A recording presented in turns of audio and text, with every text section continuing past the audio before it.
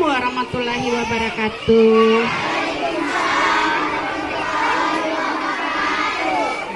Jadi anak-anak, hari ini Ibu akan bercerita ceritanya dengan judul Legenda Pantai Batu Nenek. Legenda Pantai Ya, Legenda Pantai Batu Nenek ini ada di daerah Paloh. Alhamdulillah. Dengarkan baik-baik ya. Ibu bacakan nih. Pagi itu cuaca cerah dengan suara debur ombak bagaikan nyanyian alam membelai pantai dengan pasir putih lembut dan kerang-kerang indah berserakan terbawa ombak. Air pantai yang jernih memperlihatkan ikan-ikan kecil yang sedang berenang. Kilau sinar mentari pagi di atas lautan biru yang teduh perlahan-lahan memberi kehangatan di sepanjang pantai.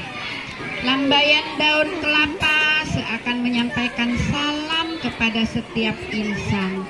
Gugusan batu granit yang tersebar di sepanjang pantai pada saat air laut surut membuat kita akan bertahan berlama-lama menikmati keindahan alam ciptaan Allah di tepian pantai di sebuah desa yang bernama Pantai Temajuk.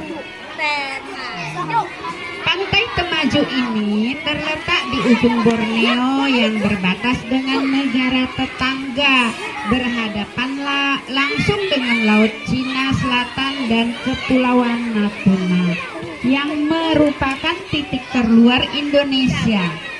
Pantai Temajuk merupakan salah satu surga bagi wisatawan baik lokal maupun asing dengan keindahan alamnya. Tempat yang dulunya sangat terisolir dan hanya bisa diakses lewat jalur laut dengan hasil perdagangan kayu yang berasal dari Teluk Keramat maupun Jawai. Di tapal batas ini juga pernah menjadi masalah karena titik perbatasan Indonesia-Malaysia. Karena batas negara ini sering bergeser ke arah Indonesia, jadi dari Malaysia ngambil daerah Indonesia, ya, tanpa sepengetahuan penduduk dengan batas negara yang berpindah. Sekarang Pantai Temajuk, siapa dulu yang pernah pergi ke Paloh? Oh, orang Paloh rupanya. Pantai Temajuk? Oh, udah pernah. Ya, di sana banyak ya tempat wisata. Nah, sekarang Ibu akan cerita salah satunya adalah tentang Batu Nenek. Ini legenda daripada Batu Nenek. Kenapa dinamakan Batu Nenek? Ya kan? Nah, dengarkan. Menurut cerita masyarakat setempat bahwa legenda Pantai Batu Nenek dimulai daripada zaman yang lampau, zaman dulu, di pesisir pantai Temajuk Paloh. Ada sebuah keluarga yang terdiri dari seorang kakek dan seorang nenek. Aki panggilan untuk sang kakek dan Nek Wan panggilan untuk sang nenek. Mereka sudah lama tinggal di desa tersebut. Nek Aki seorang yang memiliki pekerjaan seperti umumnya masyarakat di pesisir lainnya, yaitu menjadi nelayan. Nelayan, tahu nggak nelayan? Apa kerja nelayan? Cari ikan. Aki ini kalau biasanya cari ikan pakai apa? Pakai mobil? Pakai sepeda? Perahu, ya betul. Jadi Aki ini punya perahu. Jadi setiap sore kalau cuacanya bagus, Aki ini akan pergi melaut. Bawa jaring dan pukat. Bukan bawa kuali, tapi bawa jaring dan pukat. Untuk apa jaring pukat tuh? Untuk nangkap ikan ya. Jadi setiap hari, setiap sore pergi sampai malam di sana nangkap ikan. Pagi dia baru pulang dari laut ya. Hasilnya itu selain untuk dijual, juga untuk dia makan sehari-hari. Tetapi tentu saja tidak setiap hari cuaca itu bagus. Ada saatnya cuaca sangat tidak bersahabat. Kenapa tidak bersahabat? Karena ada saatnya seperti kita di sini. Pada saat itu hujan terus-menerus selama 2 minggu. Badai, tahu tak badai? Tahu ya, angin yang sangat kencang ya. Badai sangat kuat selama 2 minggu. Maka berkatalah Nek Wan itu pada Nek Aki, Ki, beras kita dah habis, persediaan kita pun dah sian lagi. Jadi untuk masak ini hari ini sudah tidak ada lagi. Bagaimana kalau saya pergi minjam ke rumah Enci? Ada di dusun itu ada seorang kaya, saudagar kaya namanya Enci. Ya, jadi pergilah Wan itu dalam keadaan badai hujan ke rumah Enci untuk meminjam beras supaya bisa membekalkan Nek Aki pergi melaut, pergi ke laut. Ngapain dia pergi ke laut tadi? Cari ikan untuk cari nafkah ya. Ya. Jadi Nek Wan ini pergi. Kalau dulu kan belum ada payung kan? Macam Kak Nono tuh ada payung. Dulu belum ada payung, tetapi menggunakan caping. Tahu ke caping? Topi Pak Tani tuh yang dianyam itu yang bulat tuh, kan tanggoy kan. Nek Wan pergi ke rumah Enci minjam beras pakai tanggoy karena saking derasnya hujan badannya si Nek Wan itu basah kuyup ya. Tapi Nek Wan ini berhasil minjam sedikit beras untuk dia masakkan sebagai bekal kepada Nek Aki ya. Setelah Nek Wan pulang dari rumah Enci, dia masak, kemudian memberikan bekal kepada Nek Akinya. Nek Aki pergi melaut karena cuaca pada saat itu udah mulai agak teduh, sudah mulai tidak badai lagi. Jadi Nek Akinya siap-siap nak pergi ke laut ya. Pergilah Nek Aki itu dengan peralatannya ke laut mencari ikan. Nek Aki mendayung perahunya sampai ke karang tengah tempat biasanya ikan ngumpul. Dia menebarkan jaringnya di sana. Jaringnya ditebarkan oleh Nek Aki kan. Ditariknya sekali tidak ada ikannya. Ditebarkannya kembali jaringnya kedua kali. Tarik lagi, belum juga dapat ikan. Tarik, ditebar lagi ketiga kali dan seterusnya. Ikannya entah kemana. Setelah badai, tidak ada ikannya. Dia pindah ke tempat lain yang dikiranya ada ikan lagi. Secara tidak langsung dia berpindah-pindah dari satu tempat ke tempat lain, belum juga dapat ikan.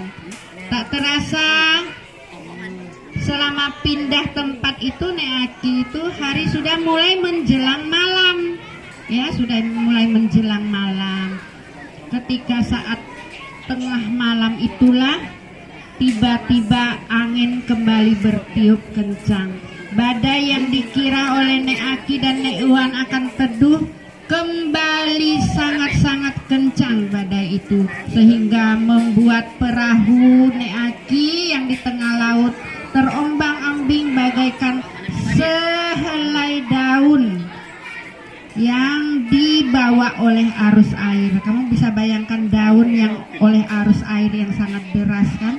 Ya, sangat ringan. Dan Nek Aki juga memegang perahunya dengan kuat-kuat karena takut terlempar oleh badai yang diakibatkan oleh cuaca yang sangat tidak bersahabat itu. Ya, jadi Nek Aki itu berusaha untuk menahan dirinya agar tidak terlempar dari perahunya di tengah badai. Di darat, Nek Wan yang sedang tidur, pada tengah malam itu tiba-tiba terbangun oleh guncangan daripada rumahnya yang ditiup oleh angin badai yang sangat kencang. Maka berdoalah Nek Wan itu, ya Allah, gimana nasib daripada Nek Aki di laut ya. Ya Allah, lindungilah Nek Aki ya. Tetapi badai itu semakin lama semakin kencang, sehingga merobohkan rumah Nek Wan lalu kebetulan Nek Wan itu lagi di dapur. Saking takutnya goncangan daripada angin yang sangat kencang tuh, dia ada di dapur. Dia memeluk tiang kuat-kuat supaya tidak terbawa oleh angin, ya. Semalam-malaman angin badai itu sangat kencang memporak-porandakan dusun di sekitar pesisir pantai itu, ya. Tetapi pada paginya ketika angin sudah mulai teduh, ketika badai sudah reda, ya, yang terlihat di desa itu, di dusun itu hanya bekas-bekas daripada badai. Nek Wan pergi ke tepi pantai menunggu dan memperhatikan lautan mencari Nek Aki. Dia melihat di sepanjang pantai maupun di lautan, tetapi Nek Aki sama sekali tidak nampak. Nek Wan menunggu Nek Aki pulang, tetapi Nek Aki itu tidak pernah pulang sampai hari itu. Dan Nek Wan pun sampai hari itu masih menunggu Nek Aki pulang. Ya, walaupun Nek Wan itu sudah tiada menurut legenda oleh masyarakat setempat.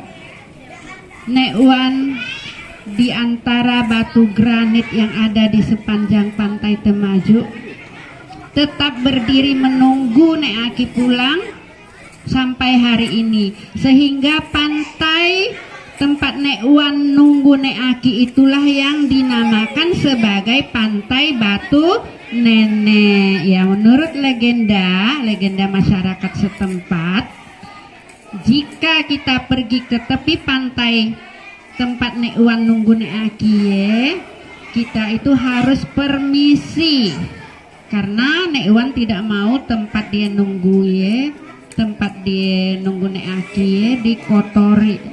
Kemudian kita bahasa di sana tuh bertabik-tabik, bersalam, permisi nenek, ya, karena aura mistis daripada di daerah tempat Nek Wan, daerah Paluh Pantai Temajuk itu sampai hari ini masih dirasakan oleh masyarakat yang ada di Pantai Temajuk Paluh, ya. Jadi inti daripada cerita ini adalah supaya kita itu bagaimana harus bersyukur pertama, ya. Kedua, kemanapun kita pergi kita harus mengucapkan permisi. Ya, demikianlah cerita Ibu hari ini, ya. Jadi anak-anak sudah tahu semuanya tentang cerita legenda Pantai Batu Nenek, ya. Terima kasih.